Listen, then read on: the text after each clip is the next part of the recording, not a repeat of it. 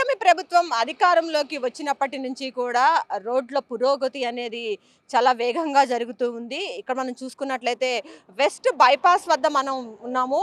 Vijayawada west బైపాస్‌ని త్వరితగతిన అభివృద్ధి చేసి సంక్రాంతి కల్లా కూడా ప్రజలకు అందుబాటులోకి తీసుకురావాలని చెప్పి మొదట భావించినప్పటికీ కూడా సంక్రాంతికి ముందు నాటికే ఇక్కడ చూడొచ్చు, మనం వెస్ట్ బైపాస్ వద్ద ఉన్నాము. ఇక్కడ రాకపోకలన్నీ కూడా సాగిస్తున్న పరిస్థితి మనం చూస్తున్నాము. విజయవాడ నుంచి గుంటూరు వెళ్ళే వాళ్ళతో పాటు చెన్నై నుంచి హైదరాబాద్ రాకపోకలు సాగించే వారికి ఈ వెస్ట్ బైపాస్ అనేది ఎంతో ఉపయోగకరంగా ఉంటుంది.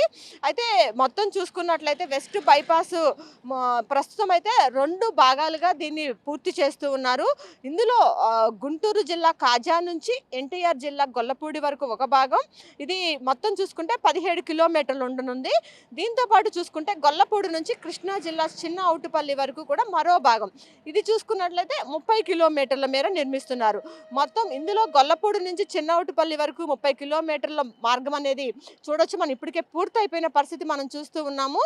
ఇక్కడ మొత్తం కూడా సంక్రాంతి నాటికి పూర్తి స్థాయిలో దీనిని అందుబాటులోకి తీసుకురావాలని మొదటి భావించినప్పటికీ కూడా త్వరితగతిన పనులన్నీ పూర్తి చేయడం వలన సంక్రాంతికి ముందే అన్ని పనులు కూడా పూర్తయ్యి ఇక్కడ వాహన రాకపోకలు అనేది ఇక్కడ సాగిస్తున్న పరిస్థితి మనం చూస్తూ ఉన్నాము. అయితే ఈ ఏడాది ఏప్రిల్ నాటికి కాజా నుంచి చిన్నౌటిపల్లి వరకు కూడా పూర్తి స్థాయిలో విజయవాడ బైపాస్ని అందుబాటులోకి తీసుకురావాలని కూడా కూటమి ప్రభుత్వం అయితే సన్నాహాలు చేస్తుంది.